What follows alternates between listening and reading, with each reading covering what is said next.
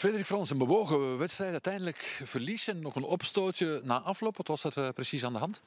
Ja, ik denk dat er gewoon enkele dubieuze fases op het einde waren. Dat, kijk, je vecht enorm hard deze wedstrijd, denk ik. Ik denk dat de inzet niet ontbrak, zeker 2,5. Ik denk dat we zoveel druk naar voren hebben gestoken. En dan wil je die wedstrijd winnen en dan hoop je dat je de beslissingen meekrijgt. Dat gebeurt dan niet. En dan, ja, met alles van de laatste weken denk ik dat dan wel eens even een potje gaan overkoken. En, maar dat toont aan dat we erom geven en dat we echt gaan winnen vandaag, denk ik. Dubieuze fases, zeg je zelf. Ja, Liers had ook zeker een penalty kunnen krijgen.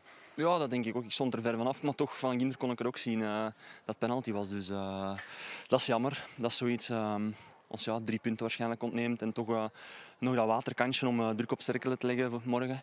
Want we hadden voor de wedstrijd gezegd dat we eigenlijk we wouden niet Cerkelen het geven, maar kijk, ja, dat is nu toch gebeurd. Het is zo'n periode dat het allemaal tegen zit. Het was een doelpunt dat kon vallen aan beide kanten.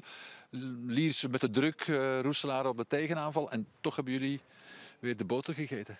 Ja, ik denk het wel. Het is een beetje het verhaal van de laatste weken, denk ik. Ik denk eerste helft ook. Het was niet heel goed eerste helft, maar uiteindelijk geeft geen kans weg en het is koekenbak. En tweede helft zetten we dan volledig een druk naar voren en dan weet je dat je op de counter iets kunt pakken. Maar ik denk zelf dat we dan toch meer aanspraak maken op die 2 dan dat zij op 1-2. Het seizoen zit er een beetje op. Ja, de beslissing is gevallen. Cerkelen heeft de tweede periodetitel. Liers niet. Hoe zie je het verder verlopen? Ja, met alle moeilijkheden die er ook zijn, financieel, op bestuurlijk vlak. Ja, ik denk dat, kijk, voor de spelers zelf, wij weten nu waar we sportief aan toe zijn. De club weet waar we sportief aan toe is.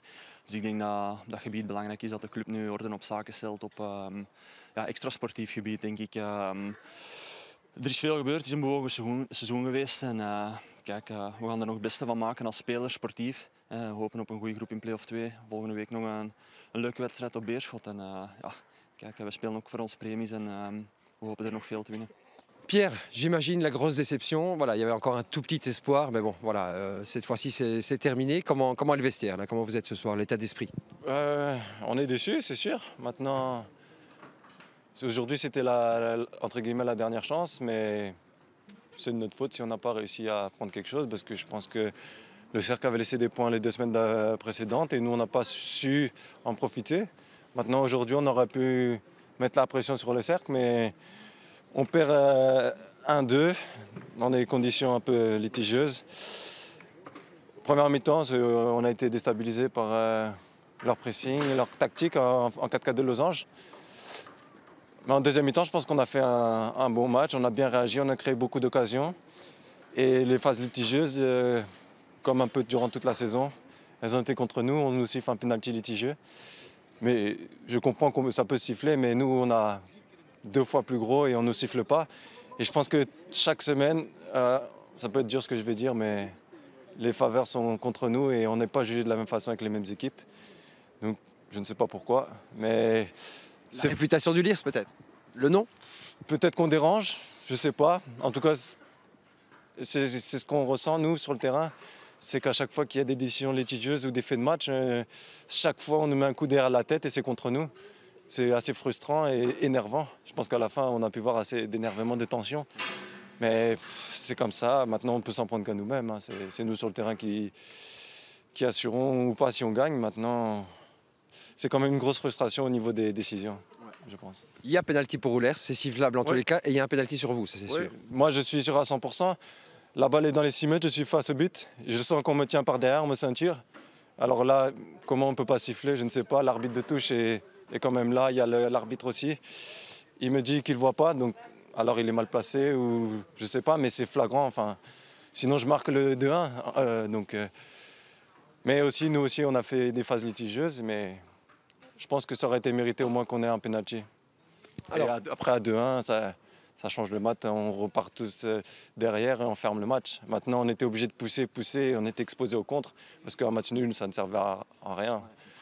Donc à la fin, on a pris le 1-2 qui est anecdotique, même si ça entérine les espoirs définitivement. Mais voilà.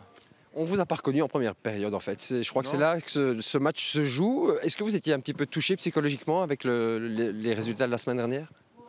On n'était pas touchés. Après, c'est sûr qu'on était On sait nous-mêmes qu'on a raté le coche 2 fois. Peut-être une petite appréhension de rater le coche une 3e fois. On perd 1-0 à la mi-temps sur un peu le même type, je pense, que la première mi-temps de Louvain, où on prend une occasion à but. Ça nous remet un coup derrière la tête parce que là aussi, plein de fois dans la saison, où c'était une action à but, tu as le sentiment que l'histoire s'acharne contre toi. Et je pense qu'en deuxième mi-temps, on est rentré sur le terrain en se disant qu'on n'a rien à perdre. Il faut aller à fond. Et je pense que c'est comme ça qu'on doit commencer les matchs. Et quand on voit ce que ça donne, on a beaucoup d'occasions. C'est encourageant. Et maintenant, il faut au mieux préparer la saison prochaine avec les Playoffs 2. Et Petit bonus, quoi, petit bonus. voilà, en début de saison, on était dernier avec Tubize, si je me souviens bien. Il y a eu beaucoup de mouvements extrasportifs et sportifs. Donc maintenant, si au mois d'août ou septembre, on m'aurait dit qu'on finissait dans le top 4, j'aurais signé. Avec le groupe, je pense que et les conditions dans lesquelles on a évolué cette année, je suis très fier et il a beaucoup de mérite, ce groupe, d'avoir terminé dans le top 4 dans ces conditions. Et aujourd'hui, comme vous dites, le Playoff 2, c'est du bonus et ça va nous permettre de préparer au mieux la saison prochaine et être prêt en août. David Kolpaert, wat een gekke wedstrijd. Op het einde kon het dubbeltje langs beide kanten vallen, maar het valt weer niet goed voor Lierse. Nee, het is een beetje het verhaal van de laatste weken, hè. Net niet. Laten we eerlijk zijn, de eerste helft was voor Roeselare. Hè. En dan moet je toegeven dat zij op zich wel verdiend voorkomen. Maar ik denk dat wij op die moment een boost gekregen hebben met een doelpunt. En we hebben er nog alles voor gegeven om hier met een overwinning te eindigen. Oké, het is niet gelukt. Ik kan alleen maar proficiat zeggen aan de spelers voor de wilskracht en de mentaliteit die zij nog konden opbrengen. Met een 1-1 stand konden jullie nog meedoen voor de tweede periodetitel. Maar dat hebben jullie blijkbaar al zodanig uit jullie hoofd gezet dat jullie vol voor de 3 punten bleven gaan. En uiteindelijk, ja, nu is het verdikt gevallen. Cercle wint de tweede periode. Ja, inderdaad. Maar we wilden inderdaad gewoon die 3 punten pakken en echt wel druk zetten op Cercle naar morgen toe. Oké, goed. Ik zeg het nog een keer, het is niet gelukt en het zij zo. We hebben een mooie reeks neergezet van het jaar. We dachten toen niet dat wij Play-offs 2 gingen halen. En we hebben eigenlijk nog meegedaan tot op bijna de laatste moment voor de finale. Is het voor jou extra vervelend, dat verlies tegen Roeselare? Uiteindelijk je werkplek? Ja, toch wel. Ergens doet het wel een beetje pijn. Hè. Van de week ga ik wel af en toe een keer een prik krijgen van dat het weer al niet gelukt is tegen Roeselare. Terwijl het best had gekund, hè? Want echt was een wedstrijd die alle kanten uitkomt. Ja, denk ik wel. Hè. Dus zelfs op het laatste, ik kan nu niet spreken over een aantal fases, penalty, geen penalty. Hè. Je moet je er niet altijd achterweg steken, maar we hadden wel een aantal fases ook, denk ik. 3-4 ballen net voorlangs. In ons goede periode zat hij altijd binnen en nu wilde hij er niet in gaan. Hoe ziet het er de rest van het seizoen er dan uit? Ja, we proberen de reguliere competitie goed af te sluiten. Play-off 2 toch kunnen spelen. Is dat nog een uitdaging voor Lierse? Ik denk dat we eerst de jongens nu echt wel wat rust gaan geven. Hè. Voor ons eerst nu nog Beerschot en goed proberen te eindigen uiteraard. Maar dan de jongens toch een 2-tal weken verlof geven, zodanig dat ze, of 10 dagen, zodanig dat ze toch wel goed uitgerust zijn op Play-offs 2. En daar toch gebruik van maken naar volgend seizoen toe. Hè. Hoe gaat dat eruit zien? Weten we dat al bij Lierse? Nee, dat is een vrouw die constant terugkeert. Wij hebben daar geen vat op, de sportieve staf. Dus, nee, maar wij doen ons werk, wat we moeten doen. En wij gaan ervan uit dat er nog een volgend jaar is. Hè.